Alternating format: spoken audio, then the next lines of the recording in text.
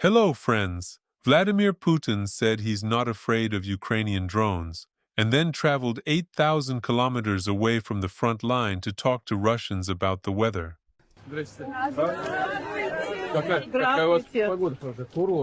The country is on the brink of disaster, but carefully selected people continue to smile for the cameras and pretend to be delighted to see the Kremlin dictator.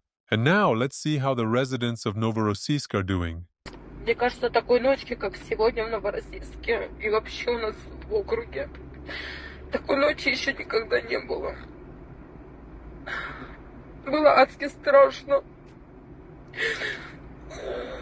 Люди погибли, столько зданий сгоревших, это просто ужас. Если как-то, не знаю, более спокойнее относилась, в этот раз прям, Novorossiysk is still far from the worst of it. The front line is roughly 400 kilometers away. This kind woman says she used to feel much calmer about the war. Presumably, she thought the fighting would continue to take place only on Ukrainian territory. То есть просто с 10 вечера до 6 утра это не прекращение огня. Это очень страшно. Обычно такая никому ничего как бы особо нет, а это... Да. Да. Погода улыбается. Я теперь буду думать, что так всегда. Yes, as long as Putin remains in power, this is how it will always be. Extras are brought in to play the role of a happy, satisfied public, while ordinary citizens are herded into a ditch so they don't accidentally make eye contact with the Russian dictator. Вот в такой канаве я, несколько детей и еще пару взрослых встречали Путина в Новосибирске. Изначально мы все расположились на остановке возле научного центра «Скиф», но минут за 15 до приезда Путина нас резко всех выгнали. Meanwhile, Russian youth are trying to adapt to the new reality. Прикиньте, что сейчас там вот так взорвало сверху, что мы охуели вообще от жизни, да? Да. Вроде ничего не сыпется нигде. As long as nothing's falling apart, I guess it's fine. Life goes on. Летит дрон. Сейчас будет взрыв.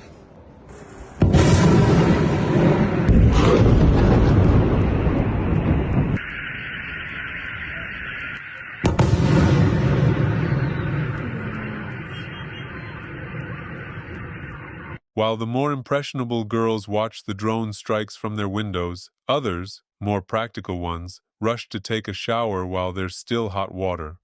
Вчера на наш город обрушилась очень массированная атака с украинской стороны. Я чудом додумалась помыть голову вчера, потому что сегодня ночью взорвали наш водопровод, трубу расхерачило.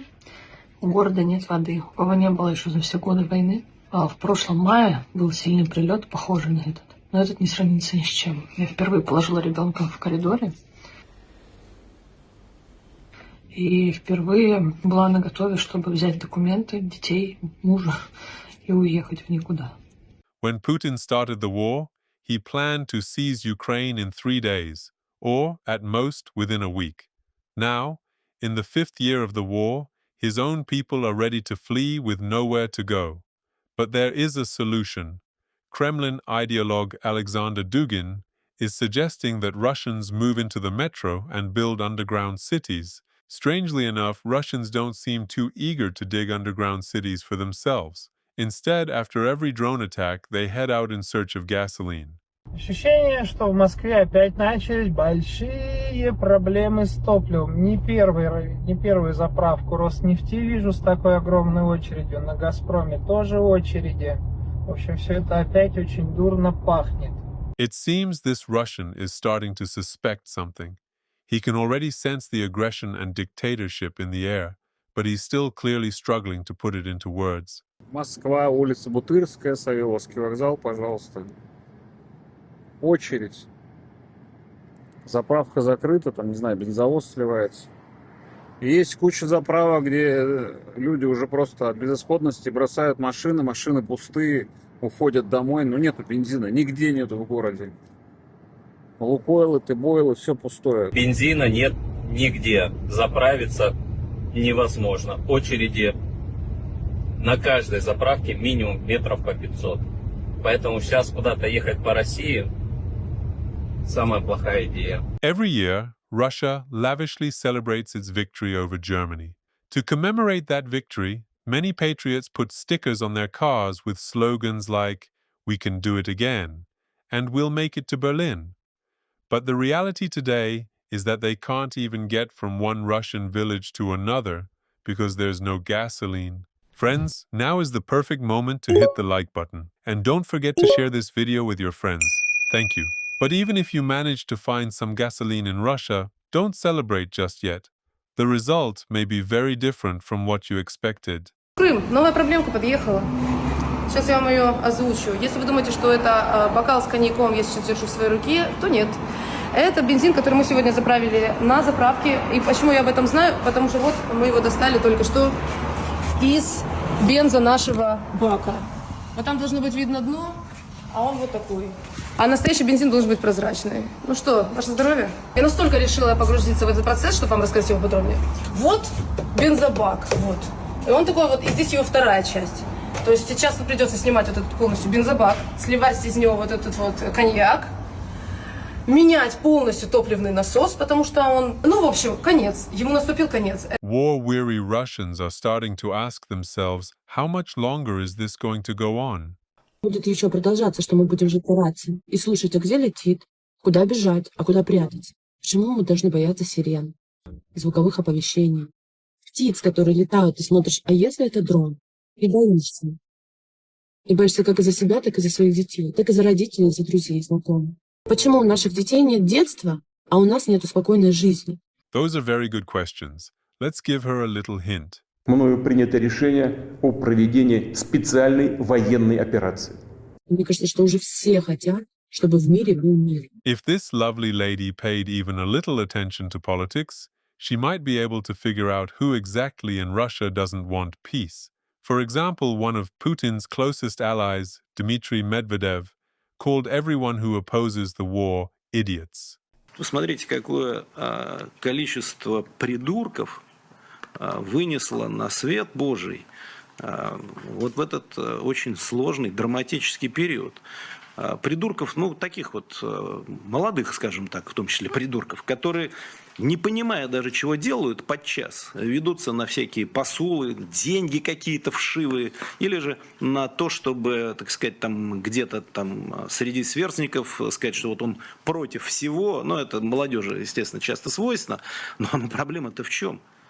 Мы просто должны понимать, что с мозгами у многих есть проблемы. Dmitry Medvedev himself has no problems with his brain. Because if you don't have a brain, you don't have any problems. Russian Foreign Minister Sergei Lavrov openly says that Russia has no intention of ending the war. Все больше и больше голосов из разных точек нашего общего пространства призывают немедленно остановиться. Так не получится. It's obvious that as long as there are Russians willing to obediently march to their deaths, Putin won't stop. И речь идет не только о том, как кому-то комфортно живется сегодня, у нас люди страдают, я говорю, люди погибают. Но речь идет о нашей ответственности за тысячелетнюю историю российского государства. The Russian dictator's henchmen are willing to spout any nonsense necessary to justify an aggressive war against a neighboring country. But with each passing day, it has less and less effect on ordinary Russians. Я обращаюсь ко всем ублюдкам, которые поддерживают, сука, эту войну, которые ждут, пока цели СВО будут достигнуты. Все, кто хотят этой войны, идите на нее и умрите там. Сейчас на детском садике моего ребенка пролетела ракета. Сначала включили ракетную опасность. Мой ребенок понимает, что такое сирена. А мне уже это не нравится, что мой ребенок вынужден жить в мире, где он знает наизусть слова при ракетной опасности. Мы не успели зайти в садик, пролетела низкая ракета. Она, возможно, полетела убивать украинских детей, а возможно, наших. Ребенок мой упал на ступеньки, сильно испугался. У него случилась истерика, он не знал, как себя вести, но он понимал, что это летит не самолетик, не вертолетик, это летит ракета. Он узнал этот звук, кинулся на ступеньки возле садика и очень-очень сильно плакал, очень боялся. Нет ничего, сука, в мире чтобы стоило слез моего ребенка. Я просто призываю всех людей, которым еще нравится, которые еще, сука, хотят этой крови, что вы ломаете не только психики, но и жизни детям. У моего ребенка хорошее детство, у него есть велосипедик, мы ходим купаться на речку. Но помимо этих воспоминаний теплых из детства, он запомнит, как он ложился на ступеньки от страха, потому что в небе над его садиком летит ракета. Просто будьте прокляты те, кто это развязал, но еще хуже я проклинаю тех, кто это продолжает. Те, кто берет ежедневно в руки, сука, свое оружие и идет убивать других людей. Friends, thank you for being here and for continuing to support me. If you like what I do and want to support the channel, you're welcome to join my Patreon, where for just $3 a month, you get access to new videos 24 hours before they go public, posts, polls, and also exclusive videos. For example, one exclusive video is about the so-called Russian slave gene, whether Russians are really born to obey, or whether this is a myth created by fear, propaganda, poverty, and centuries of violence from the state. Another video is about the psychology of Putinism, how resentment, fear, KGB paranoia, and the cult of violence were turned into an entire state religion, one that sends Russians to die in Ukraine. And the third one is about how Putin, the Kremlin gnome, is selling Russia to China for next to nothing, its forests, coal, gas, resources, and the future of the country itself. I also want to say a huge thank you to everyone who supports me through Buy Me a Coffee. It's thanks to my supporters that I can keep doing this work and keep moving toward my goal, saving up for my education in Europe. If you want to support me in this, I've created a page where I explain in detail how much money I need, what it will be used for, and what you'll receive in return for your help. The link is in the description. If I manage to raise at least half of the total goal, I'll already be able to start preparing the documents for a student visa. Right now, I have 103 incredible patrons. Please, let's hit 105. Not saying goodbye. See you very soon.